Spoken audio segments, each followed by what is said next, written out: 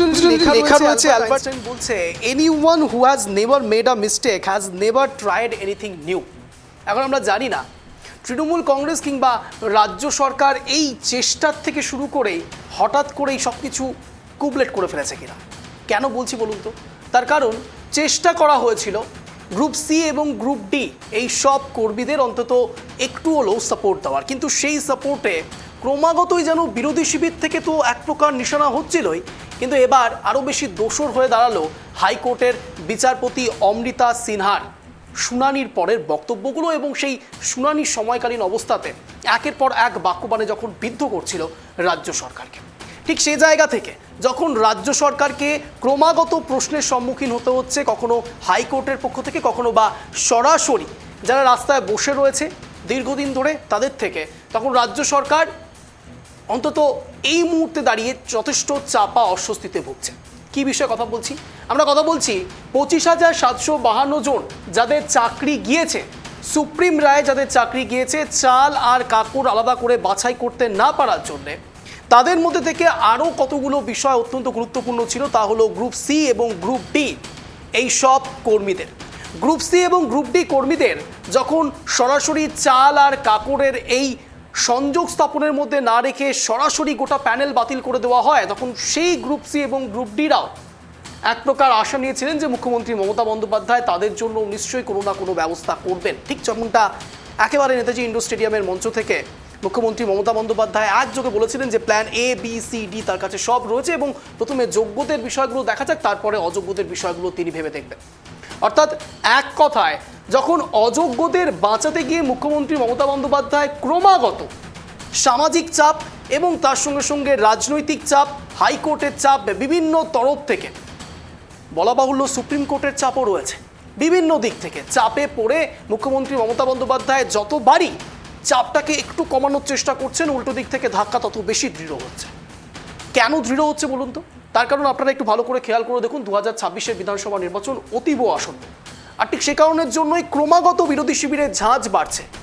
অনেকেই বলবেন এটার মধ্যে রাজনীতি কোথায়, এটা তো সরাসরি হাইকোর্ট থেকে বলা হচ্ছে। অনেকে বলবেন গ্রুপ সি গ্রুপ ডির কর্মীরা বলছে, এই কথাগুলো সম্পূর্ণ রাস্তায় বসে থাকা সেই সব ছেলেমেয়েরা বলছে না। বিষয়টা শুধুমাত্র তাদের মধ্যে সীমাবদ্ধ নেই, এই রোষানলের শিকার হচ্ছেন সরাসরি বিরোধী শিবির থেকেও। বিরোধী তরফ থেকেও ইতিমধ্যেই রাজ্য সরকারকে বিভিন্ন ক্ষেত্রে তোপ দাগা হয়েছে। সুকান্ত মজুমদার রাজ্য সভাপতি, তিনি পর্যন্ত তোপ দাগছেন। তিনি বলছেন যে ঘটনা ঘটেছিল তার ক্ষেত্রে চ্যালেঞ্জের সম্মুখীন হতেই হতো রাজ্য সরকারকে। আর ঠিক সে জায়গায় ক্রমাগত শান দিয়ে চলেছে বিরোধী শিবির। উল্টো দিকে এই মুহূর্তে দাঁড়িয়ে আজ যে পরিস্থিতি, আজ যে আপডেট, অন্তত সেখান থেকে দাঁড়িয়ে হাইকোর্টের ক্রমাগত প্রশ্নের মুখের সম্মুখীন হচ্ছেন এই রাজ্য সরকার। এবার প্রশ্ন হলো রাজ্য সরকার করবে তো এরপরে করবেটা কি, জানার চেষ্টা করবো আগামী 1 ঘন্টায়। নমস্কার, আমি অঞ্জল, আপনারা দেখছেন ট্রাই বাংলা। এই মুহূর্তে ঠিক ঘড়ি কাটা সন্ধ্যে 6:57 মানেই আপনারা জানেন শব্দের কাটাকাটি, শব্দর তীরে জব্দ হয় ইস্যু। আর ঠিক এখান থেকে আমার প্রথম প্রতিবেদন আপনাদের সামনে, তারপর বিস্তারিত আলোচনা দেখুন।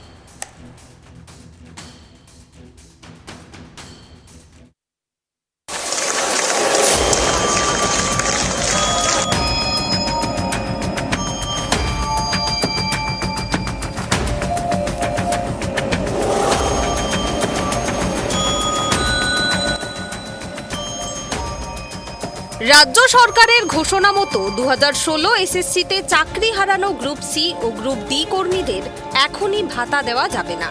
প্রাথমিক পর্যবেক্ষণে জানিয়ে দিল কলকাতা হাইকোর্ট। সুপ্রিম কোর্টের নির্দেশের পর কেন এত তাড়াহুড়ো করে ভাতা দেওয়ার সিদ্ধান্ত, প্রশ্ন তুললেন বিচারপতি অমৃতা সিনহা। সুপ্রিম কোর্টের নির্দেশে 2016 সালের এসএসসির প্যানেল বাতিলের জেরে চাকরি খারিজ হয়েছে প্রায় 26,000 শিক্ষক ও অশিক্ষক কর্মীর। শিক্ষকদের নতুন করে নিয়োগের প্রক্রিয়া শুরু হয়েছে, তবে তৃতীয় ও চতুর্থ শ্রেণী অর্থাৎ অশিক্ষক কর্মীদের জন্য এখনও বিজ্ঞপ্তি জারি হয়নি। এই সময়ের জন্য সরকারি কোষাগার থেকে তাদের যথাক্রমে 25,000 ও 20,000 টাকা করে দেওয়ার কথা ঘোষণা করেছেন মুখ্যমন্ত্রী। সেই সিদ্ধান্তকে চ্যালেঞ্জ করে মামলা দায়ের হয় হাইকোর্টে। রাজ্য সরকারের সেই সিদ্ধান্তকে চ্যালেঞ্জ করে আদালতের দ্বারস্থ হন বঞ্চিত চাকরি প্রার্থীরা। তাদের দাবি, ভাতা দিলে 2016 সালের এসএসসি পরীক্ষা যারা দিয়েছিলেন তাদের সবাইকে দিতে হবে, কারণ তারাই আসল ভুক্তভোগী। সোমবার মামলার শুনানিতে মুখ্যমন্ত্রী চাকরিহারা গ্রুপ সি ও গ্রুপ ডি কর্মীদের জন্য যে 25,000 ও 20,000 টাকা করে ভাতা দেওয়ার কথা ঘোষণা করেছিলেন তা নিয়ে প্রশ্ন তোলেন কলকাতা হাইকোর্টের বিচারপতি অমৃতা সিনহা। এদিন মামলাকারীদের হয়ে সওয়াল করেন আইনজীবী বিকাশ রঞ্জন ভট্টাচার্য। তিনি বলেন, আদালতের রায়ে যাদের চাকরি গিয়েছে তাদের ভাতা নিয়ে আসলে আদালতের রায়ের অবমাননা করছে রাজ্য। এই সিদ্ধান্ত নেওয়ার এখতিয়ার রাজ্য সরকারের নেই। রাজ্যের পক্ষ থেকে জানানো হয় 1 এপ্রিল থেকেই ভাতা প্রদান করা হয়েছে। বিষয়টি জানতে পেরে বিস্ময় প্রকাশ করেন বিচারপতি অমৃতা সিনহা।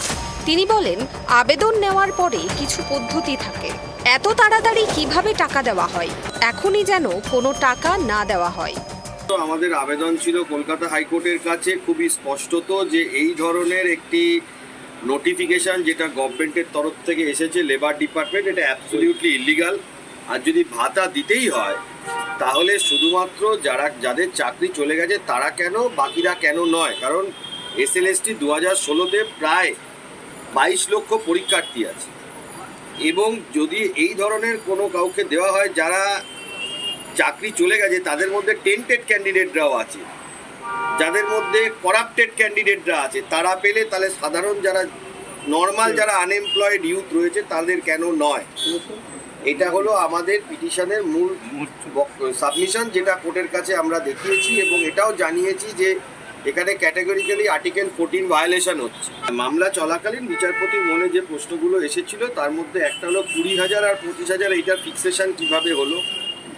দ্বিতীয় যেটা বিচারপতি জানতে চেয়েছিলেন স্টেটের কাছে সেটা হলো যে অ্যাডভোকেট জেনারেলের কাছে, যে মূলত এই যে টাকাটা দেওয়া হচ্ছে এটা কি যারা আনএমপ্লয়েড তাদের জন্য কি স্কিম আছে? কারণ এটা তো বেসিক্যালি যাদেরকে টার্মিনেট করে দেওয়া হয়েছে বা যারা টেন্টেড তাদের দিকে চলে যাচ্ছে। এই দুটো মূলত প্রশ্ন বিচারপতির তরফ থেকে রাজ্য সরকারের উদ্দেশ্যে করা হয়েছিল। রাজ্য সরকারের বক্তব্য যেটা খুব ক্লিয়ারলি তারা বলতে চাইছে যে পিটিশনটা মেনটেনেবল না, এটা খুব টেকনিক্যাল জায়গা থেকে রাজ্য সরকার বলেছে সব পক্ষকে শুনানি করে এখন অর্ডার রিজার্ভ ছিল যে প্রথমত তো এরকম কোনো স্কিম করতেই পারে না রাজ্য সরকার, কারণ স্কিমটা হলো এটা কনস্টিটিউশনের উপর ফ্রড, সুপ্রিম কোর্টের অর্ডারের উপর ফ্রড।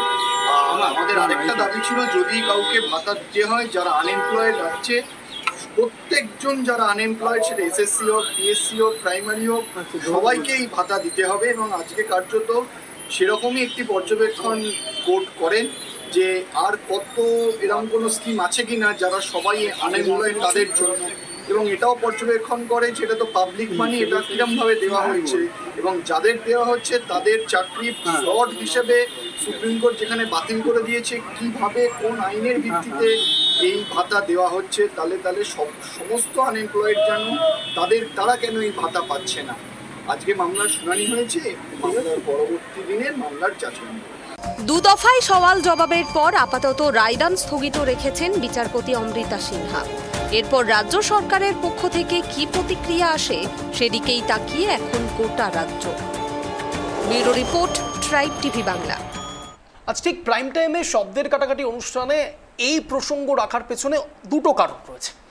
একদিকে SSC এবং তার সঙ্গে সঙ্গে রাজ্য সরকার অস্বস্তিতে রয়েছে, এক্ষেত্রে রাজ্য সরকারের প্রতিনিধিরা ঠিক কী ভাবছে একটা দিক থেকে, উল্টো দিকে হাইকোর্টের এই অবজারভেশন সত্যি রাজ্য সরকারকে চাপে ফেলছে নাকি সামগ্রিক স্তরে রাজ্য সরকার ক্রমাগত তাদের জাতাকলে নিজেরাই পিছছেন, জানার চেষ্টা করব আগামী 1 ঘন্টা। কিন্তু তার আগে ভাতা এবং এই অনুদান প্রসঙ্গে গ্রুপ সি এবং গ্রুপ ডি, অর্থাৎ এক ক্ষেত্রে গ্রুপ সির ক্ষেত্রে 25,000 এবং গ্রুপ ডির ক্ষেত্রে 20,000 টাকা করে যে ভাতা দেওয়ার কথা বলেছে রাজ্য সরকার, ঠিক সেই প্রসঙ্গে একটি বিষয় তুলে ধরছি। গ্রুপ সি এবং গ্রুপ ডি কর্মীদের এখনই ভাতা দেওয়া যাবে না। কে বলছে? হাইকোর্ট বলছে। প্রাথমিক পর্যবেক্ষণে জানিয়ে দিয়েছে কলকাতা হাইকোর্টের বিচারপতি অমৃতা সিনহা। ইতিমধ্যেই রাজ্যকে ভৎসনাও করেছে হাইকোর্ট। সুপ্রিম কোর্টের নির্দেশের পর কেন এত তাড়াহুড়ো করে ভাতা দেওয়ার সিদ্ধান্ত? ভালো করে লাইনটা খেয়াল করুন। সুপ্রিম কোর্টের নির্দেশের পর কেন এত তাড়াহুড়ো করে ভাতা দেওয়ার সিদ্ধান্ত? প্রশ্ন তুলছেন বিচারপতি খোদ অমৃতা সিনহা। এবং ঠিক এ প্রসঙ্গে রাজ্য ক্রমাগত অস্বস্তির মধ্যে পড়ছে। রাজ্য এখতিয়ারের বাইরে গিয়ে ভাতা দেওয়ার কথা ঘোষণা করেছে। প্রত্যেকটি লাইন অত্যন্ত গুরুত্বপূর্ণ। সরাসরি হাইকোর্টের পক্ষ থেকে যে অবজারভেশন আসছে, এই ভাতা কোনোভাবেই অসাংবিধানিক নয় এমনটা বলা হচ্ছে রাজ্যের তরফে। এটা রাজ্যের তরফে বলা হচ্ছে। আদালতে বললেন রাজ্যের অ্যাডভোকেট জেনারেল কিশোর দত্ত। অর্থাৎ একদিকে যখন সংবিধান নিয়ে বিকাশ রঞ্জন ভট্টাচার্য একেবারে 182 নম্বর ধারা উল্লেখ করছেন, তখন ঠিক সে জায়গায় রাজ্য সরকারের পক্ষ থেকেও বলা হচ্ছে এটা অসাংবিধানিক নয়। রায়দান রিজার্ভ রাখলেন বিচারপতি অমৃতা সিনহা, অর্থাৎ এখনো পর্যন্ত রায়দান করা হয়নি হাইকোর্টের পক্ষ থেকে। গ্রুপ সি এবং গ্রুপ ডি কর্মীদের এখনই ভাতা দেওয়া যাবে না বলছে হাইকোর্ট। কিন্তু প্রশ্ন হচ্ছে, তাহলে এই গ্রুপ সি এবং গ্রুপ ডির এই সব যারা কর্মী রয়েছেন তাদের এত বেগে কেন পড়তে হচ্ছে? দেখুন, মূলত 25,752 জনের চাকরি যখন এক প্রকার পেন্ডুলামের মতো ঝুলছে, আমি কেন এই পেন্ডুলাম শব্দটা ব্যবহার করছি, না এদিক যেতে পারছে না ওদিক যেতে পারছে, ডিসেম্বর অবধি যাদের কার্যত লাইফলাইন রয়েছে, তারপরে আবারও সুপ্রিম রায়ে রাজ্য সরকারের বিজ্ঞপ্তি অনুসারে তাদেরকে আবারও পরীক্ষায় বসতে হতে পারে। পড়াটা হয়তো ভুল হয়ে যাচ্ছে, বসতে হবে। এখনো পর্যন্ত যা সিস্টেম হয়ে রয়েছে তাতে অন্তত তাদেরকে বসতে হবে। যদিও বা তারাও বেঁকে বসেছে, তারাও এখন বলছে কোনো রকম পরীক্ষা তারা দেবে না। এবার প্রশ্ন হচ্ছে, পরীক্ষা যদি তারা না দেন তাহলে তার পরবর্তীকালে কি হবে? রাজ্য সরকার ঠিক কী ভেবে রেখেছে? অনেকগুলো প্রশ্ন কিন্তু উঠছে। দেখুন, রাজ্যের তরফ থেকে বলা হয়েছে যে plan A B C D রয়েছে, কিন্তু প্রসঙ্গক্রমে এখানে বলতেই হয়, যদি সত্যি সত্যি ডিসেম্বরের পরে চাকরির এই জট না কাটে তাহলে কোন কোন দিকে সম্ভাবনা থাকতে পারে যে সমস্যার সম্মুখীন হতে পারে। বিশেষ করে সম্ভাবনা যেটা তৈরি হয় তা হলো শিক্ষা ব্যবস্থা নিয়ে। দেখুন, এক্ষেত্রে সুপ্রিম কোর্ট সরাসরি ডিসেম্বর পর্যন্ত যে লাইফলাইন দিয়েছে তাতে একটি কারণ একেবারে উল্লেখ করতেই হয়, তা হলো শিক্ষা ব্যবস্থা যেন বেহাল না হয়ে পড়ে। তার কারণ ছোট ছোট ক্ষুদে বাচ্চারা তারা তো কোনো দোষ করেনি। অন্তত 2016 সাল থেকে 2025 সাল পর্যন্ত 9 বছর পর্যন্ত যারা সার্ভিস দিয়েছে যেই সব টিচাররা, সেই সব টিচাররা হঠাৎ করেই যদি স্কুল থেকে বেরিয়ে যান তাহলে সেই সব শিক্ষা ব্যবস্থা এবং তার সঙ্গে সঙ্গে ক্ষুদে বাচ্চাদের ওপর বড়সড় একটা প্রকোপ পড়বে। খুব স্বাভাবিকভাবে পরীক্ষা রয়েছে, সেই পরীক্ষার মধ্যে তারা কি করে স্কোর করবে, কি করে তারা পরীক্ষা দেবে, অর্থাৎ সম্ভাব্য একটি বিষয় উঠে আসে, তা হলো পরিকাঠামোগত অবনয়ন ঘটবে। আর ঠিক সে কারণের জন্যই সরাসরি বলা যেতে পারে যে এক কথায় রাজ্য সরকার ক্রমাগত চাপের সম্মুখীন হয়েও কিছুটা হয়তো স্বস্তি পেয়েছিল। আমি কেন বলছি রাজ্য সরকারও স্বস্তিতে পড়েছিল, তার কারণ ডিসেম্বর পর্যন্ত অন্তত রাজ্য সরকারের বলার জায়গা থাকবে যে রাজ্য সরকার এই লড়াইটা করে সেই সব শিক্ষক শিক্ষিকাদের চাকরিটাকে বহাল রেখেছে। দেখুন, এক্ষেত্রে পার্সপেক্টিভ দুরকম উঠে আসছে। একটা হচ্ছে রাজ্য সরকার সরাসরি বলছে যে তারা সেই সব শিক্ষক এবং শিক্ষাকর্মীদের পাশে রয়েছে, উল্টো দিকে বিরোধী শিবিরের পক্ষ থেকে বলা হচ্ছে রাজ্য সরকার সবটাই জুমলা করছে। উল্টো দিকে আবার রাজ্য সরকার বলছে যে শুধুমাত্র কেস করার জন্যই আজকে তাদের এমতো অবস্থা। কিন্তু আমাদের প্রশ্ন এই সব কিছুর মাঝে একটি জায়গাতেই, তা হলো সবই তো হলো, যারা দোষ করলো তাদের দিকে আঙুলটা কবে উঠবে?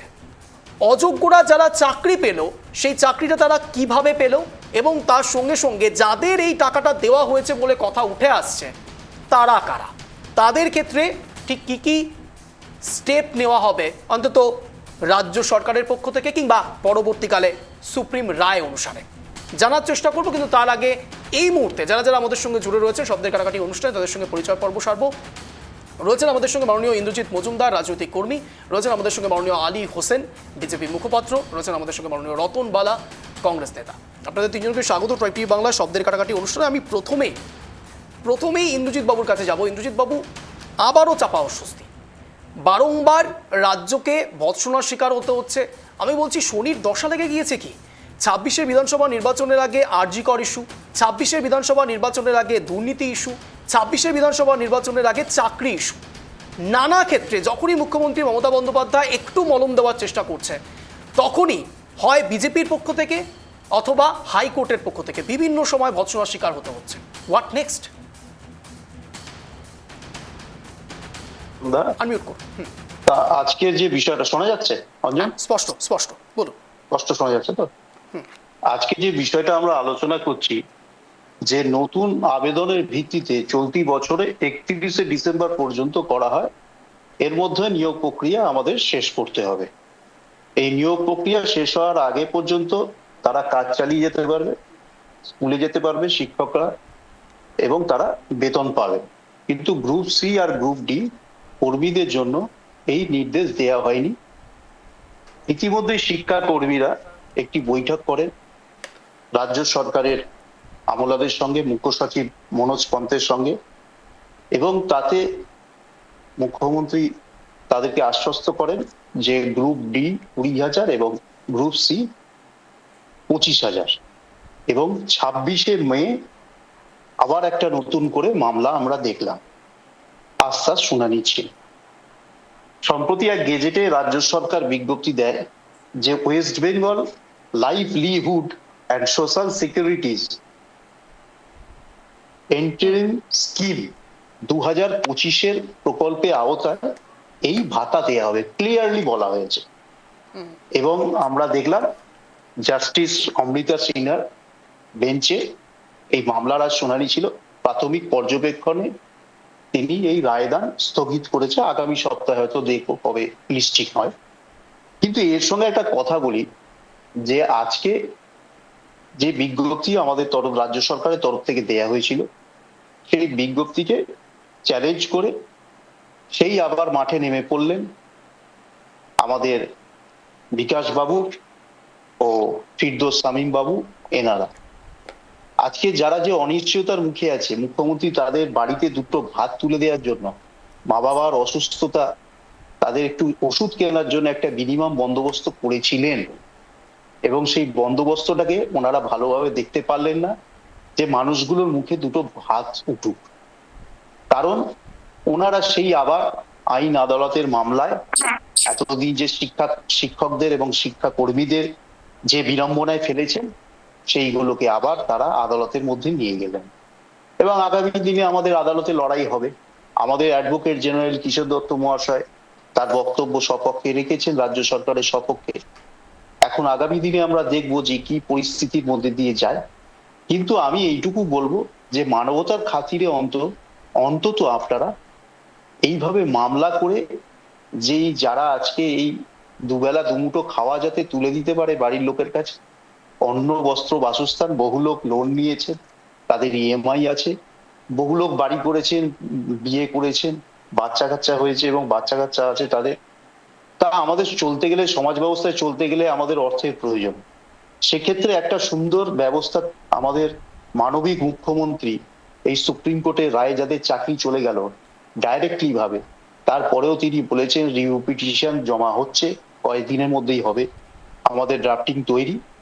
কিন্তু এর মধ্যে যাতে কোনো রকম বিড়ম্বনায় তাদের পড়তে না হয়, সংসারটা যাতে ঠিক মতো চলে, তার জন্য একটা মানবিক মুখ্যমন্ত্রী, মানবিক একটা রূপ তাদের রাজ্যের মানুষের কাছে রাখলেন। তার পরিবর্তে আমরা কি দেখলাম যে শামীম বাবুরা এগিয়ে গেলেন, আবার বিকাশ বাবুরা মামলা করে তাদেরকে সেই ভাতার থেকে যাতে দুমুঠো উঠে যায়, সেই ভাতা থেকে তাদের বঞ্চিত করলো। আমি সব মানছি, কিন্তু তারা তাদের পুরনো দিনগুলো তিনারা ভুলে আমার শুধু গেছে। প্রশ্ন একটি জায়গাতে, তা হলো আপনি যেটা বলছেন সেটা একদিক থেকে সত্যি যে হিউম্যানিটেরিয়ান গ্রাউন্ডে যাদের চাকরিটা গিয়েছে এবং তার সঙ্গে সঙ্গে তাদেরকে ভাতা দেওয়া হচ্ছে, এটা অত্যন্ত সাধু একটি উদ্যোগ। আমি সেই বিষয়ে কিছু বলছি না, স্কিমের আন্ডারে আনছেন, আমি সেই বিষয়েও কিছু বলছি না।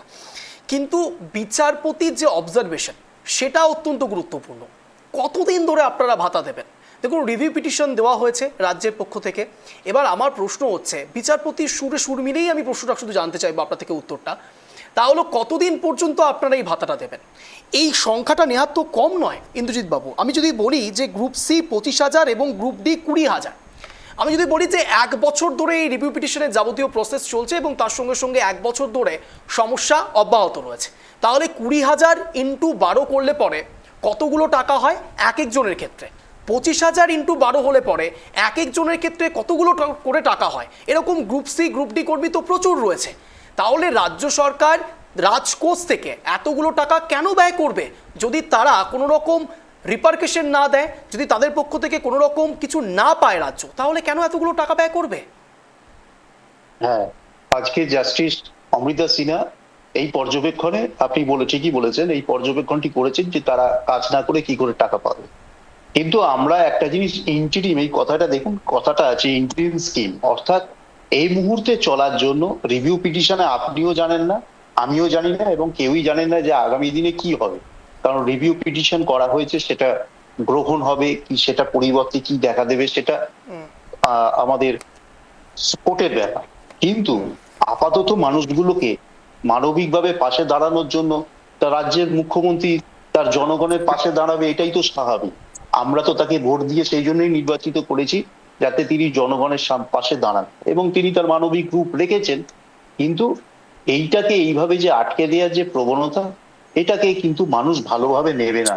আজকে সাধারণ মানুষের বুঝতে পারছে যে কি পরিস্থিতি, সেইখানে এই মানুষগুলো যাতে দুবেলা দুমুঠো অন্ন তুলে দিতে পারে নিজের এবং পরিবারের জন্য, সেইটুকু থেকে বঞ্চিত। আমি হাত জোর করে বলবো, বিকাশ বাবুরা আপনারা অনেক মামলা করেছেন, করুন, কিন্তু এই মামলাটিকে করেছেন এবং এটা পর্যবেক্ষিত হয়েছে। কিন্তু আপনারা আগামী দিনে এগুলো একটু ভাববেন, মানুষের কথা একটু ভাবুন, নিজেদের কথা। নিজেরা তো 34 বছর ভেবেছেন নিজেদের কথা। অন্তত আমার একটা বিনীত রিকোয়েস্ট আপনাদের মিডিয়ার থেকে, যে যদি তারা শুনতে পান, একটা আজকে দলমত নির্বিশেষে এই কথা বলছি, যে সাধারণ মানুষ হিসেবে বলছি, যে এর থেকে অন্তত বিরত থাকুন। কারণ এটা একটা ইন্টারিম স্কিম, তারা যাতে কিছু না কিছু ব্যবস্থা হয় এবং পরিবারটিকে চালাতে পারে, যাতে রাস্তায় ভিক্ষাবৃত্তি না করতে হয় বা কোনো রকম কাজ করতে সেই রকম অসৎ রকম অবলম্বন যাতে না করতে হয়, সেই উদ্দেশ্যেই বার্তা দিচ্ছি। বুঝতে পেরেছি। আপনারা অন্তত আমি এই আমি আমি সময় একেবারে মানবিকভাবে ইন্দ্রজিৎ পাশে বাবুর কথা দাঁড়ান। ধরে বুঝতে পেরেছি। আমি ইন্দ্রজিৎ বাবুর কথা রেস্ট টেনে ইন্টারিম স্কিম এই বিষয় নিয়ে পরে আলোচনায় আসছি, কিন্তু আমি অত্যন্ত ইন্টারেস্টিংলি একটি বিষয়ের দিকে একটু আলোকপাত করব, তা হলো রিভিউ পিটিশন। আমি ঠিক এ জায়গাতে সরাসরি আলীবাবুর কাছেই যাব। আলীবাবু, আমি একেবারে যখন দেখতে পাচ্ছি, দেখুন রিভিউ পিটিশন নিয়ে আমরা আইনজীবী কেউ নই, কিন্তু সম্যক একটি ধারণা আমি আপনাদের সামনে একটু রাখার চেষ্টা করবো, যতটুকু আপনারা নিজেরাও সার্চ করলে জানতে পারবেন। যে রিভিউ পিটিশনে লিমিটেড স্কোপ থাকে, স্পষ্ট ভাষায় যেটা লেখা আছে, review petitions are not mean to be a substitute for a full appeal. এই লাইনটা অত্যন্ত গুরুত্বপূর্ণ। The supreme court will only review a judgment if there is a clear error on the face of the record, a newly discovered fact or a sufficient cause warranting review. অর্থাৎ সরাসরি supreme court তখনই এটা পরিবর্তন করবে যদি তাদের কাছে এটা মনে হয় যে রাজ্য কিছু নতুন কি দিয়েছে, এমন কোনো তথ্য রয়েছে যে তথ্যর বেসিসে তারা মনে করতে পারে যে এবার চেঞ্জ হতে পারে। তাহলে আমার প্রশ্ন হচ্ছে, যে রিভিউ পিটিশন রাজ্যের পক্ষ থেকে দেওয়া হচ্ছে, সত্যি কি তাতে চিড়ে ভিজবে? আলীবাবু, দেখুন, রাজ্য সরকার যে রিভিউ পিটিশন দিয়েছে ওগুলোতে কিচ্ছু হবে না, পরাজিত হবে নিশ্চিত, এটা একবারে ঠিক আছে। যেটা বিষয় ইন্দ্রজিৎ বাবু বললেন তৃণমূলের পক্ষ থেকে, যে মানবিক কারণে তাদেরকে 25,000 এবং 20,000 টাকা করে দেওয়া হয়েছে, একেবারে মানে কত সুন্দর কথা বললেন। কিন্তু এটা ভাবা উচিত ইন্দ্রজিৎ বাবুর, যাদের চাকরি হওয়ার কথা ছিল প্রথম থেকে কেস করে বসে আছে, তারা কিন্তু পায়নি এখনো পর্যন্ত, 10,000 টাকাও ভাতা পায়নি।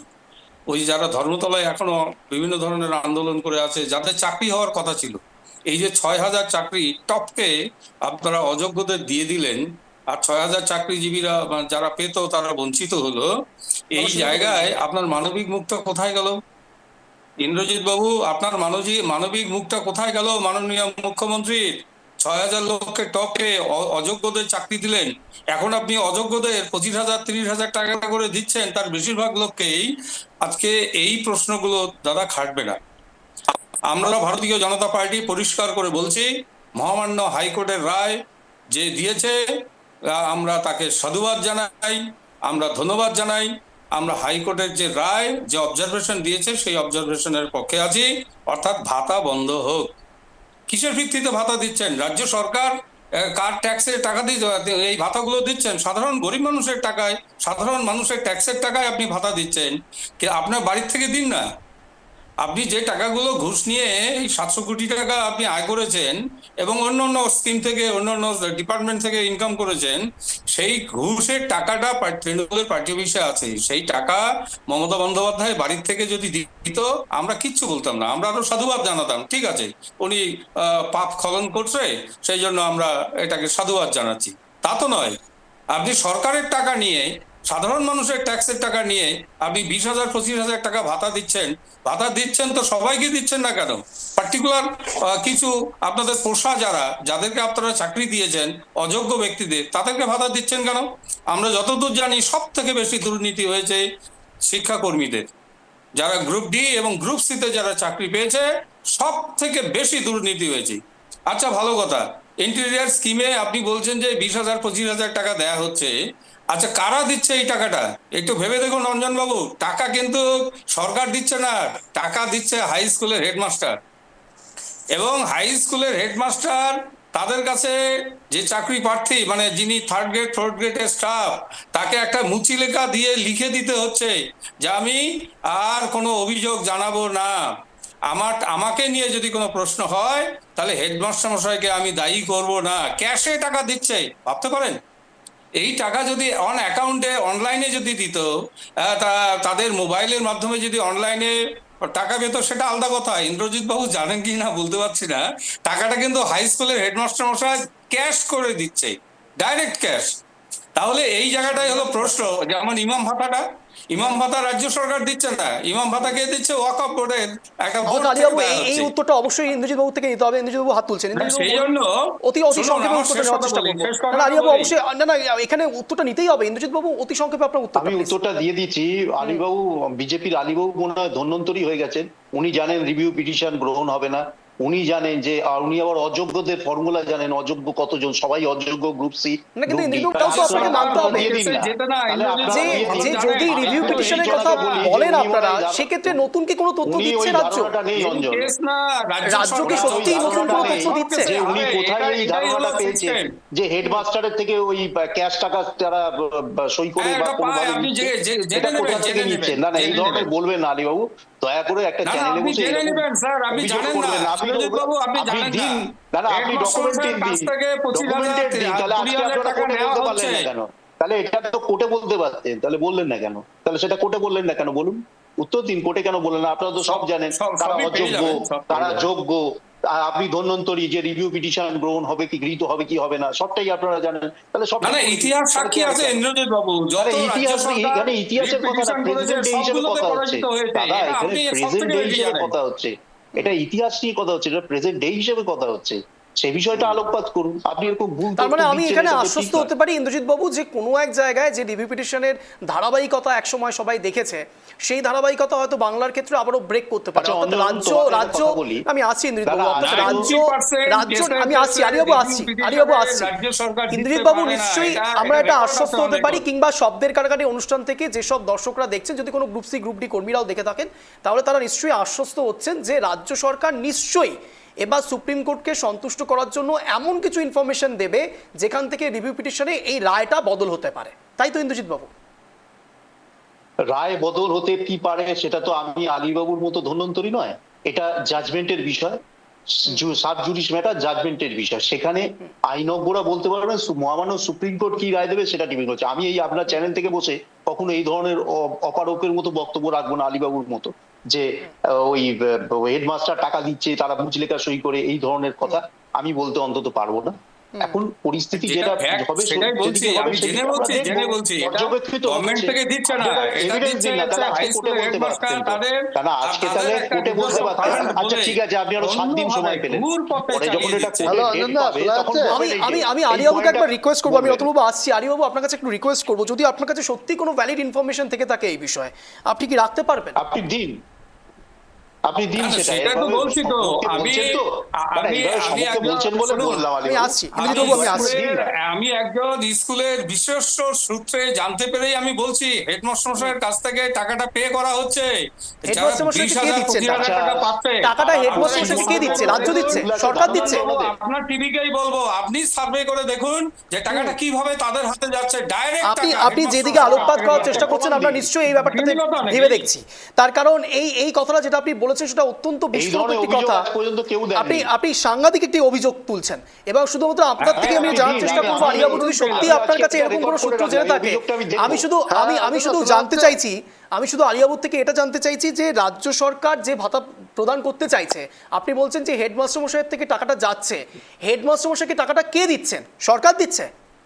এক্স্যাক্টলি। না হেডমাস্টারের কাছ থেকে যে বিষয়টা যাচ্ছে সেটা হচ্ছে স্কুলের একটা ডেভেলপমেন্ট ফান্ড আছে, স্কুলে একটা ফান্ড আসছে, রাজ্য সরকারের ফান্ড আসে, যেটা স্কুল যাকে খুশি তাকে দিয়ে সেই খরচটা করতে পারে। এই জায়গার ক্ষেত্রে তাই হয়েছে।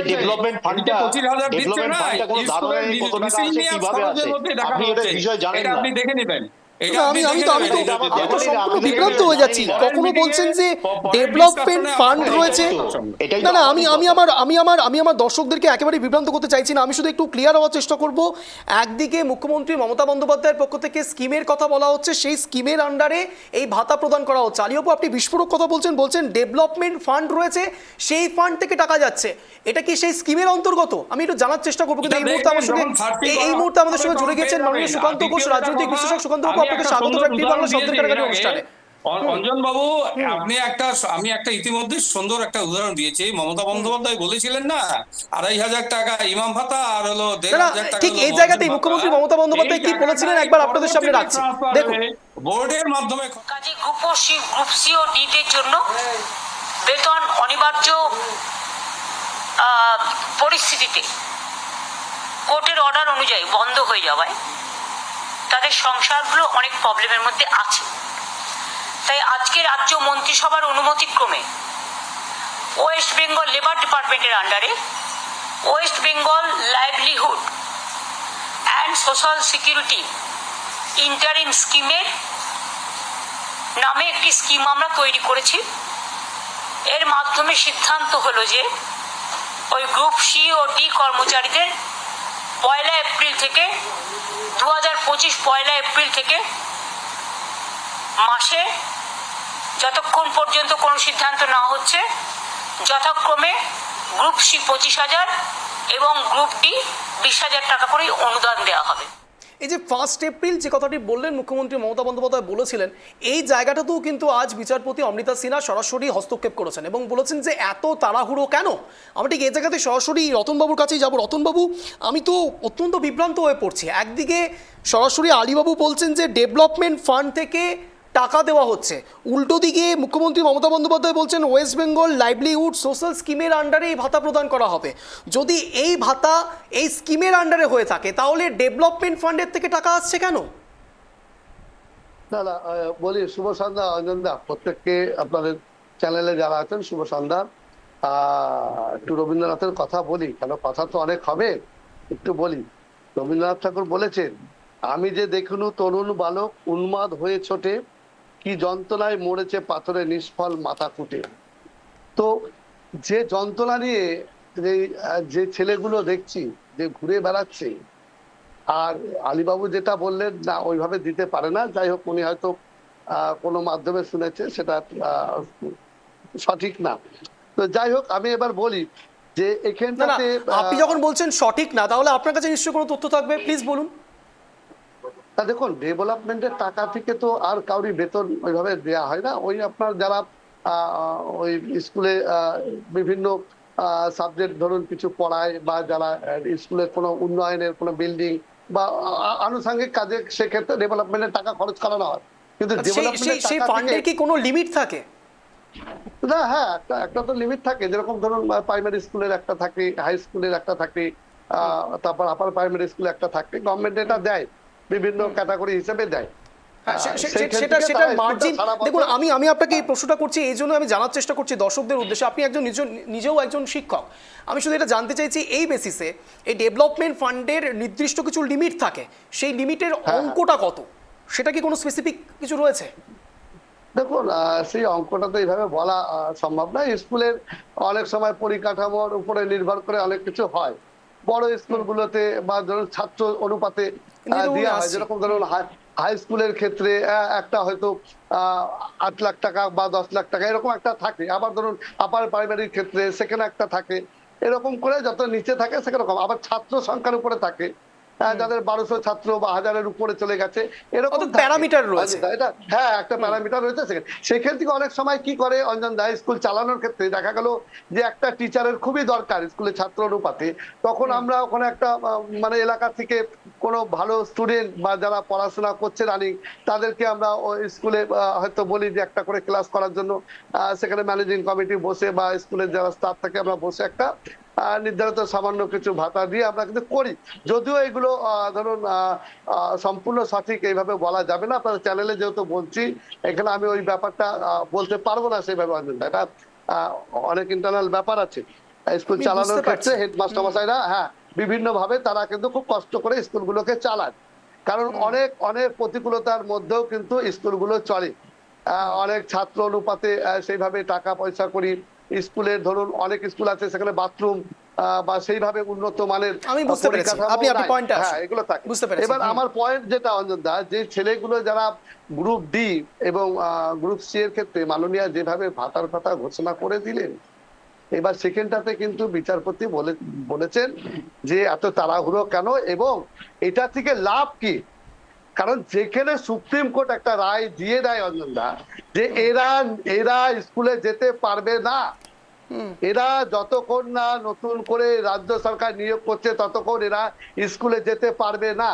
কিন্তু সেক্ষেত্রে রাজ্য সরকার চাচ্ছে যে একটা মন্ত্রিসভায় বৈঠক করে ভাতা ঠিক করে দিয়ে তাদের কাছে অনুরোধ করছে আপনারা স্কুলে যান। এই নিয়ে মামলা করেছেন, যে কেউ মামলা করতে পারে অঞ্জন দা। একটা জিনিস বুঝতে হবে যে আইন, আদালত, কোর্ট, বিচারালয় বা সরকার কিসের জন্য অঞ্জন দা? এই যে এতগুলো সরকার বলি, জনপ্রতিনিধি বলি, মন্ত্রী বলি, কোর্ট বলি, আইন, সবাই কি খারাপের জন্য? মানুষের কিসে ভালো হবে, মানুষ কোনটা ন্যায় পাবে, মানুষের কোনটা ঠিক কোনটা ভুল, এর জন্য তো এগুলো তৈরি করা হয়েছে। আমরা সব সময় দোষ একটা চাপিয়ে দেওয়ার চেষ্টা করছি। আমরা একটা কোনো জায়গাতে মনে হচ্ছে যে আমরা আদালত বোধহয় ভুল করতে, বা বিকাশ বাবু একটা মামলা করে বোধহয় এদের জীবন শেষ করে দিচ্ছে বা কিছু। কিন্তু অর্থাৎ আপনি বলার চেষ্টা করছেন যে রাজ্য সরকার অন্যদিকে বিষয়টাকে ডাইভার্ট করে নিজেদের দোষ রাখার চেষ্টা করছে। একদম আমার প্রশ্ন উত্তর হচ্ছে একদম পরিষ্কার অঞ্জন দা, আইন হোক না আইন, আমি যদি সততা নিয়ে নিষ্ঠার সাথে পড়াশোনা করে আমি যোগ্যতা দেখে চাকরি পাই, কেন আমাকে কোর্ট আমাকে বঞ্চিত করবে বলতে পারবেন? কোর্ট আমাকে কোনোদিন বঞ্চিত করতে পারে?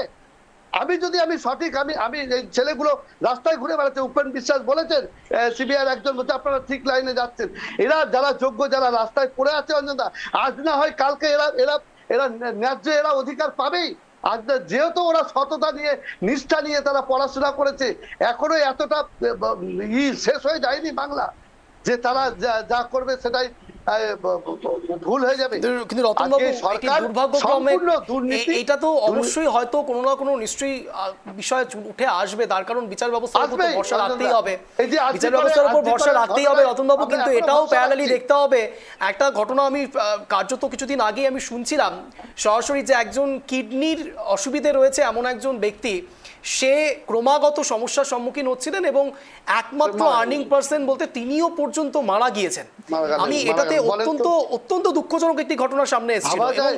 এটা যদি প্যারালালি ঘটতে থাকে, আমরা জানি না, আমরা কিন্তু অনেক সেন্সিটিভ একটা ইস্যু নিয়ে কথা বলছি, আমি রাজনৈতিক কচকচানিতে যেতে চাইছি না। আমার মূল প্রসঙ্গ হচ্ছে একেবারে গ্রাউন্ড রুটের কথাটা বলা, তার কারণ দর্শকরা এই মুহূর্তে শব্দের কাটাকাটি দেখছে শুধুমাত্র কিছু বিষয় উঠে যেন আসে, শুধুমাত্র রাজনীতি নয়।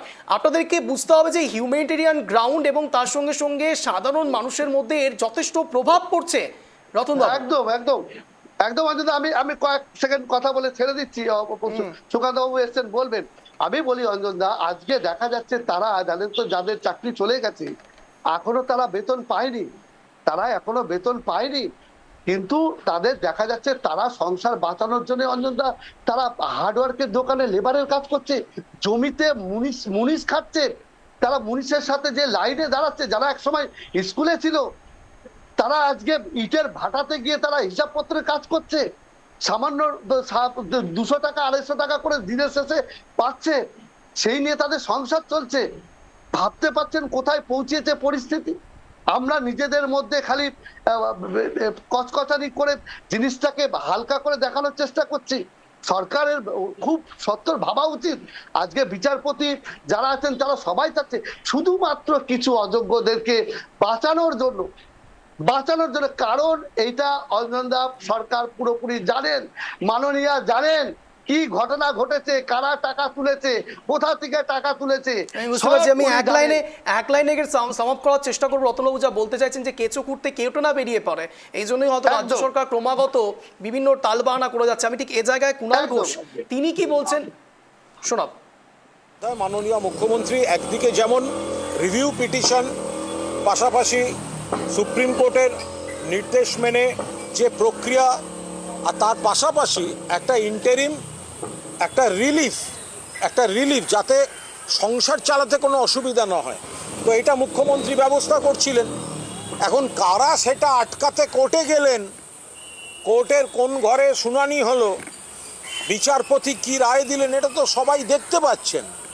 আদালতকে আমরা শ্রদ্ধা করি, আদালতের রায়ের বিরুদ্ধে বলবো না, কিন্তু মমতা বন্দ্যোপাধ্যায় কাদের আইনি লড়াইয়ের পাশাপাশি আর্থিক নিরাপত্তা, পারিবারিক আর্থিক সুরক্ষা দিতে চাইছিলেন অন্তর্বর্তীকালীন, আর কারা সেটা আটকাতে কোর্টে গেল এবং কোর্ট সেটায় কি বলল, কিভাবে এই ইন্টারিম রিলিফ দেওয়াটায় বাধা আসছে, এটা মানুষ বিচার করে নিন যে কে সাহায্য করতে চাইছে আর কারা বাধা দিতে চাইছে। মানুষ এটা চোখের সামনে দেখতে পাচ্ছেন। আমি ঠিক এখানেই সরাসরি সুকান্ত বাবুর কাছে যাবো। সুকান্ত বাবু, প্লিজ একটু ডটগুলোকে মেলানোর চেষ্টা করবেন, আমার প্রশ্নটা বোঝার চেষ্টা করবেন। আমি অনেকগুলো বিষয়ে আলোকপাত করব। একদিকে আমি আসছি রতনবাবু, আসছি প্লিজ রিবাটেল করার সুযোগ দেবো। আমি না সুকান্ত, আমি আসছি রতনবাবু প্লিজ। আমি সুকান্ত বাবুর কাছে যে বিষয়টা নিয়ে যাব, সুকান্ত বাবু, আমরা ইন্টারিম শব্দটাতেই অত্যন্ত ভয় রয়েছে। আমি কেন বলছি ভয় রয়েছে? বাংলাদেশের ভূমিকা দেখে, বাংলাদেশে ইউনূস সরকারের এই ইন্টারিম ভূমিকা নিয়ে অত্যন্ত আশঙ্কা বোধ করছে সমস্ত বিশ্ব। এবং ঠিক এই জায়গায় থেকে দাঁড়িয়ে 5ই আগস্ট 2024-এ যখন শেখ হাসিনা তার দেশ ছাড়ছেন, তখন ঠিক সেখান থেকে যখন শুরু হচ্ছে ইন্টারিম গভর্নমেন্ট, এই মুহূর্তে দাঁড়িয়ে ভোটটা হবে কিনা সেটা নিয়ে সন্দেহ হয়ে যাচ্ছে। আর ঠিক সেই ইন্টারিম রিলিফ, এবার ইন্টারিম রিলিফের একটু সংখ্যাটা বোঝার চেষ্টা করি আমরা। 25,000 এবং 20,000। সেন্ট্রাল গভর্নমেন্টের একটি স্কিম রয়েছে অটল বিমিত ব্যক্তি কল্যাণ যোজনা, যেটাকে বলা হয় যে 90 দিন পরে তারা এটা আর পাবে না। কি সেই স্কিম? যদি কোনো ব্যক্তি তার চাকরি হারিয়ে থাকে, বেকার হয়ে যায়, তাহলে সেক্ষেত্রে তিনি লাস্ট যে স্যালারি ড্র করেছে সেই স্যালারির 50% তিনি আবারও স্যালারি হিসাবে পাবে, অর্থাৎ ভাতা হিসাবে পাবে, অনুদান হিসাবে পাবে। এটাই হচ্ছে সেই অটল বিমিত ব্যক্তি কল্যাণ যোজনা। আমি বলছি 90 দিন অর্থাৎ 3 মাস। আর এই ইন্টারিমের তো কোনো শেষই নেই, অন্তও হবে না, তার কারণ রিভিউ পিটিশন কতদিন অবধি চলবে তার তো কোনো শেষই নেই। এবং এই 25,000টা যদি আমরা জুড়তে থাকি, একদিকে রাজ্য সরকার সরাসরি বকেয়া নিয়ে নানা রকম কথা বলে যে 100 দিনের কাজের টাকা পাওয়া যাচ্ছে না, রাজকোষ ফাঁকা হয়ে যাচ্ছে। এই 25,000, 20,000 আমার আপনার করের টাকা দীর্ঘদিন ধরে যদি চলতে থাকে, তাহলে তো সংখ্যাটা অনেক বেশি। সুকান্ত বাবু, দেখো অঞ্জন, শোনা যাচ্ছে আমাকে? স্পষ্ট বলুন।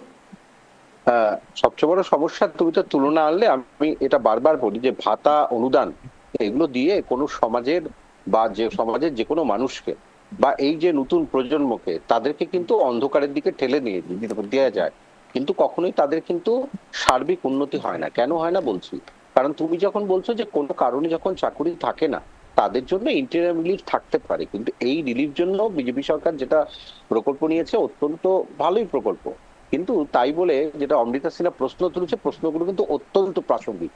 যে তারা যদি কাজ না করে তাদেরকে আপনি টাকা দেবেন, কিন্তু এরকম আরো অনেক বেকার রয়েছে সমাজে, যারা ধরো বিভিন্ন ক্ষুদ্র শিল্পে কাজ করছে, তাদেরকে সরকার ঠিক কিভাবে অনুদান দেয়? এরকম ভাবে কোনো West Bengal livelihood and social security ফান্ডের মাধ্যমে করেছে কিনা অমৃতা সিনহা জানতে চাইছে। কারণ প্রশ্নগুলো খুব স্বাভাবিকভাবে আসছে, কারণ যখন কোনো ভাবে চাকরি চলে যায় সেটা অত্যন্ত বেদনাদায়ক, কিন্তু সেই চাকরির সঙ্গে যদি দুর্নীতি যুক্ত থাকে, অঞ্জন আমি দুর্নীতিকে যুক্ত করছি, তাহলে কি তুমি বলতে পারো যে তাদের অনুদান পাওয়ার অধিকার রয়েছে? এবং আরেকটি কথা, যখন বারবার প্রশ্ন আসছে যে এই কবে রিভিউ পিটিশন, সেখানে কি লেখা থাকবে, কি হবে, সেটা পরের বিষয়।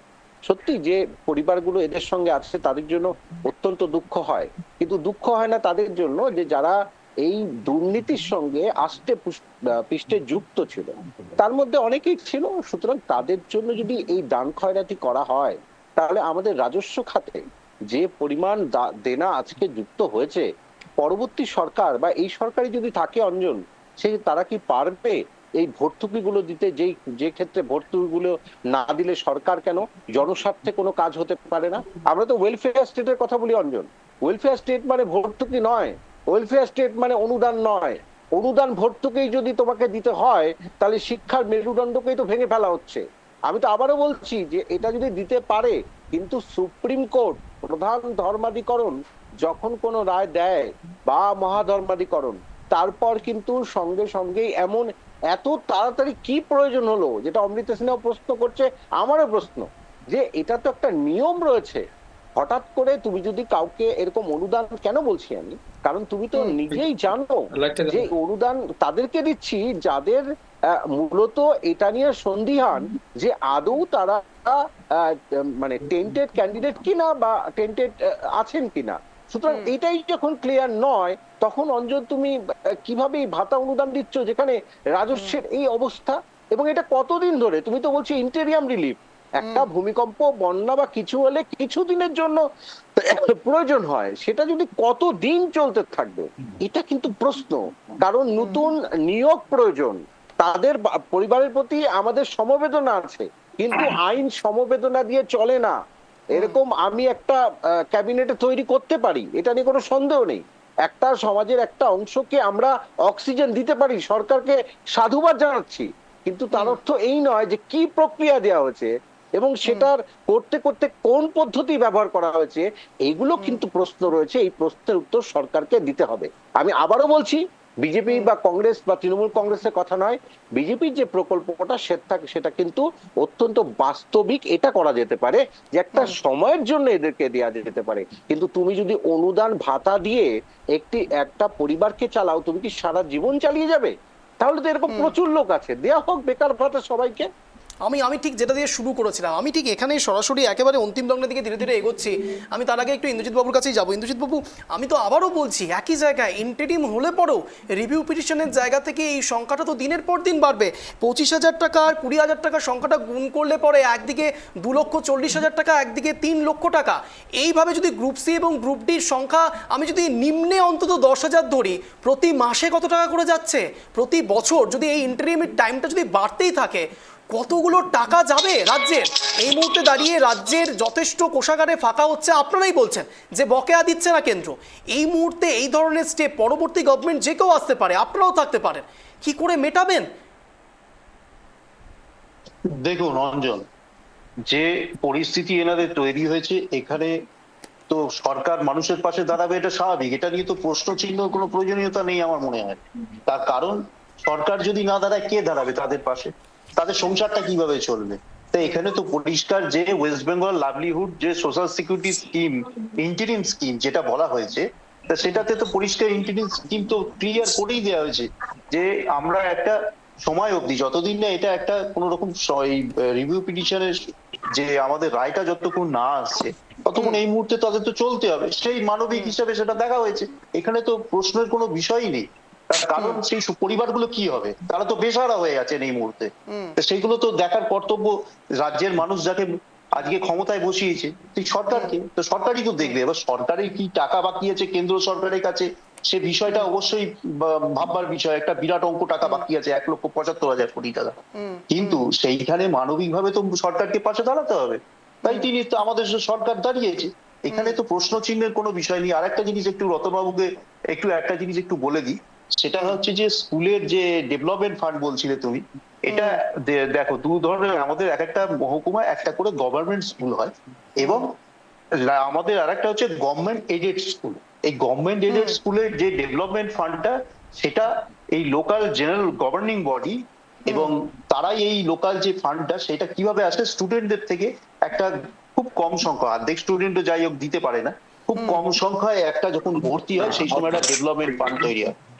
সেই ডেভেলপমেন্ট ফান্ডটার উপর এটা দিয়ে কখনোই হয় না। এই আলীবাবুকে আমি দায়িত্ব নিয়ে বলছি, আলীবাবু এটা কিন্তু আপনি এটা উইথড্র করুন এই ধরনের কথা। কারণ আপনি যে কথা অভিযোগ করলেন, এই অভিযোগের সত্যতা কিন্তু আপনাকে প্রমাণিত করতে হবে। কারণ যেহেতু আপনি এটা মিডিয়া চ্যানেলে বসে এটা বলছেন, সুতরাং এটা কিন্তু ভাববার বিষয়। এই ধরনের কথা আপনি বলবেন না, যেখানে রাজ্য সরকার স্পেসিফিক্যালি স্কিম বলে দিয়েছে তারা কবে থেকে কি বৃত্তান্ত। তারপরে আপনি বলছেন যে হেডমাস্টার কি পকেট থেকে টাকা দেবে, আর একটা স্কুলের ডেভেলপমেন্ট পার্ট আপনি জানেন। তা সুতরাং এই ধরনের কথা বলবেন না। আর একটা জিনিস বলি যে এই দুর্নীতি কখনো, ইন্দ্রজিৎ বাবুকে টাইমার দেওয়া হোক। ইন্দ্রজিৎ বাবু, আপনার 1 মিনিট সময় শুরু হচ্ছে এখন, আনইন্টারাপ্টেড বলুন। আচ্ছা, আমি এই যে আপনারা আজকে যে বিষয়টা আলোকপাত করেছেন, যে আলোচনা, এই জিনিসটা বলবো, আজকে আপনারা এইগুলো নিয়ে এত আলোচনা করছেন, এই দুর্নীতি 2009 সালে সিএজি আইটি অডিট রিপোর্ট প্রকাশ পেয়েছে 2009 সালে বামফ্রন্ট জামানায়। আমি বেশি দিন আগের কথা বলছি না, আমাদের ক্ষমতায় আসা 2 বছর আগে সেখানে প্রকাশ পেয়েছে। 32,477 জনের নাম্বার বাড়ানো হয়েছে, বা বঞ্চিতরা ছিল নাম্বার কমানো হয়েছে 13,377 জনে। তখন এই ফিরদৌস শামীম, বিকাশ বাবুরা কোথায় ছিলেন? ভুলে গেছেন সেই দিনের কথা? যারা আজকে বঞ্চিতদের কথা মনে পড়ছে, যোগ্য অযোগ্যের কথা মনে পড়ছে, মামলার পর মামলা করে যাচ্ছেন। কিন্তু এইভাবে এই যে আপনাদের যে সরকার ছিল সেইগুলো আপনাকে সেইগুলো বলতে হবে না? আজকে 5,000 কোটি টাকা বিপিএন আপনারা 5 কোটি টাকার বিপিএন নিয়েছিলেন সেই সময়। সেইখানে সেই প্রযুক্তিটা পর্যন্ত আপনারা ইউজ করেননি। আপনারা এতগুলো লোক ওএমআর শিট 3 বছরের জন্য সংরক্ষিত হওয়ার কথা ছিল, আপনারা রাতারাতি ডিস্ট্রয় করে দিলেন। আজকে আপনারা কোর্টে গিয়ে ওএমআর শিটের কথা বলছেন, এগুলো দিনগুলো ভুলে গেছেন। সুতরাং আপনারা এটা ভাবুন যে আমাদের মানবিক মুখ্যমন্ত্রী যতদিন আছে, আশা করি কোনো না কোনো রকম আমি আর সময় দিতে পারছি না। আমি এখানে আলী বাবুর কাছে যাবো। আলী বাবু, আপনার 1 মিনিট সময় শুরু হচ্ছে এখন, আনইন্টারাপ্টেড, বলুন। আমার পরিষ্কার কথা যে আমরা মাননীয় হাইকোর্ট আজকে যে অবজারভেশন জানিয়েছে যে ভাতা বন্ধ, গ্রুপ সি গ্রুপ ডি পর্যায়ে 25,000 এবং 20,000 টাকা করে এই যে ভাতা রাজ্য সরকার ঘোষণা করেছে 1 এপ্রিল থেকে, এই ভাতা দেওয়া বন্ধ। এই রায়টাকে আমরা সাধুবাদ জানাচ্ছি, স্বাগত জানাচ্ছি। আর পাশাপাশি এটাও আমরা জানাচ্ছি যে রাজ্য সরকার এই সমস্ত, যেখানে সুপ্রিম কোর্ট বলেছে তারা কোনো ক্রমে আর চাকরি মানে স্কুলে বা তাদের শিক্ষা প্রতিষ্ঠানে তারা জয়েন করতে পারবে না, কাজ করতে পারবে না, তারপরেও এই ভাতার ব্যবস্থা রাজ্য সরকার করেছে। আমরা সেই কারণে বলছি এটা হচ্ছে সম্পূর্ণরূপে অসাংবিধানিক এবং মানে অবৈজ্ঞানিক এবং অসাংবিধানিক। সেই কারণে মহামান্য সিনহাজি বা আমাদের অমৃতা সিনহা, উনি আমাদের হাইকোর্টের জাজ, তিনি পরিষ্কার করে বলেছে ভাতা দেওয়া চলবে না, ভাতা স্থগিত রাখা হোক। আমরা তার সঙ্গে একমত এবং একই সঙ্গে আমরা সবাইকে গঠন করতে চাই যে এখনো আমি 10 মিনিট পর্যন্ত বলতে চাই যে যারা যোগ্য তাদেরকে যোগ্য তালিকায় নিয়ে আসা হোক এবং অযোগ্যদের বাদ দেওয়া হোক। আমি এখানে রতনবাবুর কাছে যাবো। রতনবাবু, আপনার 1 মিনিট সময় শুরু হচ্ছে এখন, আনইন্টারাপ্টেড। আলী বাবু, বুঝতে পেরেছি। রতনবাবু, দেখুন, আমরা জাতীয় কংগ্রেসের পক্ষ থেকে এর আগেও বলেছি, এখনো বলছি এবং ভবিষ্যতেও বলে যাব যে সমস্ত যোগ্য যারা শিক্ষক শিক্ষিকা থেকে শুরু করে যে সমস্ত শিক্ষা কর্মীরা আছেন তাদের পাশে জাতীয় কংগ্রেস ছিল, আছে এবং ভবিষ্যতেও থাকবে। এখন একটা সমস্যা হয়েছে কি জানেন, যে দিদি আর পারছেন না। দিদি অনেক করেছেন, যা করেছেন বাংলাকে একদম পুরো শেষ করে দিয়ে গেছেন। যত তাড়াতাড়ি দিদি বুঝতে পারেন ততই মঙ্গল, কারণ উনি যতবার যা করতে গেছেন সুপ্রিম কোর্টে গিয়ে কিন্তু সেখান থেকে ফিরে এসেছেন খালি হাতে। এবারেও তিনি ভাতা দিতে গেছিলেন, সেখানেও কিন্তু কোর্ট বলেছেন যে না, আপনি এভাবে দিতে পারেন না, কারণ দিদির আর কাজ করছে না সবকিছু। এখন দিদির যাওয়ার সময় হয়ে গেছে, দিদির বয়সও হয়েছে। তাই আমরা বলতে চাই যে বাংলার মানুষ, আপনারা যত তাড়াতাড়ি এই সরকারকে উদ্ধার করতে পারবেন তত আপনাদের মঙ্গল হবে, কারণ এই সরকার আপনাদের জন্য আর কিছু করতে পারবে না। দুর্নীতিতে পুরো ডুবে গেছে এই সরকার, দুর্নীতিতে আপাতমস্তক, শুধু দুর্নীতি আর দুর্নীতি আর দুর্নীতি। আমি এখানে অন্তিম রাউন্ডে রয়েছি, আমি এখানে সরাসরি সুকান্ত বাবুর কাছে যাবো। সুকান্ত বাবু, আমার বলতে খুব খারাপ লাগে কিন্তু ঘটনা প্রবাহে আমাকে বলতেই হবে, টেন্টেড শব্দটা এতবার ব্যবহার হয়েছে শিক্ষক শিক্ষা কর্মীদের ওপরে। এই টেন্টেড শব্দটার অর্থ কিন্তু শুধুমাত্র অযোগ্য এমনটা নয়, এটা শব্দর অর্থ অত্যন্ত একটি খারাপ শব্দ, যা আমি মুখেও আনতে চাইছি না। এবং সেই শব্দগুলো বারংবার আমরা ব্যবহার করছি সেই সব শিক্ষাকর্মী এবং শিক্ষকদের। সেই শিক্ষাকর্মীদের সত্যি আবার সসম্মানে ফিরিয়ে দেওয়া সমাজের বুকে কতটা গ্রহণযোগ্যতা পাবে তারা? এটা কি সত্যি কোনো সমাধান হতে পারে না? সুকান্তবাবু, আপনার বিশ্লেষণ। 1 মিনিট সময় শুরু হচ্ছে এখন, আনইন্টারাপ্টেড। আমি আবারও বলছি, আলীবাবুর একটা কথা উনি বললেন যে অমৃতা সিনহা একদম বন্ধ করতে বলছেন, একদম বলেননি। তিনি বলছেন এই সময়ের জন্য বন্ধ থাকে। এবং আরেকটা বিষয় যেটা আমাকে বারবার নাড়া দেয়, যে তুমি টেন্টেড বললে, অভিধানে তো বিভিন্ন মানে অর্থ বিভিন্ন দাঁড়ায়। সত্যি এটা একটা, যারা আজকে ধরো সামাজিক ভাবে তাদের একটা অবস্থান রয়েছে, আমরা প্রত্যেকের একটা অবস্থান রয়েছে। যখনই তাকে যোগ্য অযোগ্যের মাধ্যমে আমরা বিচার করব, পরবর্তীতে তাকে মাঠে ঘাটে বাজারে তাকে শুনতে হবে তিনি অযোগ্য, তিনি টাকার বিনিময়ে পেয়েছেন, এখনই শুনতে হচ্ছে তাদের। সুতরাং যারা যারা অযোগ্য তাদের জন্য, বা যারা এই ঘটনা ঘটিয়েছে, অর্থ দিয়েছে, তাদের জন্য আজকে যোগ্যরা এইভাবে আজকে এই জায়গায় পৌঁছে গেল, তাহলে এর অর্থ কি? আজকে তো যোগ্যরা রাস্তায় ঘুরে বেড়াচ্ছে, রাস্তায় বিনিদ্র রাত কাটাচ্ছে, তাদের দোষটা কোথায় অঞ্জন? তাদের তো কোনো দোষ নেই, তাদেরও তো পরিবার রয়েছে। তুমি সৎ পথে থেকে, আমরা তো এটাই চাইবো বিচারের ভাণী যেন নীরবে নিভৃতে না কাঁদে। তাহলে সেই জায়গায় দাঁড়িয়ে যারা অযোগ্য তাদেরটা সব খুব তাড়াতাড়ি আসা উচিত, কিন্তু শুধু বললে তো হবে না, এই সেগ্রিগেশন লিস্টটা অবশ্যই এসএসসি কে দিতে হবে। এবং বারবার বলছি যে এই যে যারা স্ক্যানটেক বা নাইসা, তাদেরকেও একইভাবে ধরতে হবে, তাদের থেকে তথ্য নিতে হবে। এই কাজগুলো কে করবে বলো? এই কাজগুলো কি মিডিয়া করবে? এটাকে মিডিয়া ট্রায়ালের জায়গা হবে না। সুতরাং আমরা চিৎকার করতেই থাকবো, যেদিন রাজনৈতিক দলগুলো এগুলো থেকে বেরিয়ে আসতে পারবে সেদিন কিন্তু ন্যায় বিচার মুচকি হাসবে, ন্যায় বিচারে জিত হবে। একেবারে আমি একেবারে সুকান্ত বাবুর সঙ্গে একমত, সহমত, এবং এই সহমত প্রকাশ করেই আপনাদের প্রত্যেককে অনেক ধন্যবাদ রাইট টিভি বাংলায় আসার জন্য, শব্দের কাটাকাটি অনুষ্ঠানে যোগদান করার জন্য।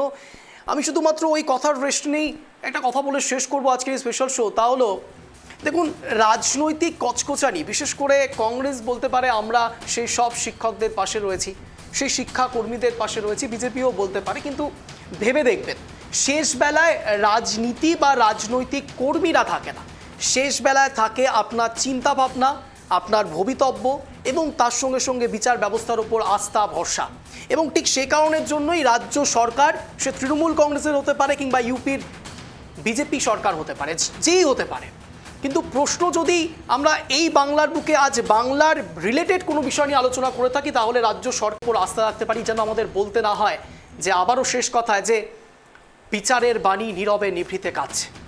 অন্তত শেষ বেলায় যেন এমন কোনো ঘটনা না ঘটে, সেই ঘটনার আস্থা রেখে, বিশ্বাস রেখে আজকের শো শেষ করছি। এরকমই টানটার শো দেখার জন্য প্রতিদিন ঠিক সন্ধ্যে 6:57 নজর রাখুন রাইট টিভি বাংলার পর্দায়, শব্দের কাটাকাটিতে, শব্দের তীরে জব্দ হবে ইস্যু। নমস্কার।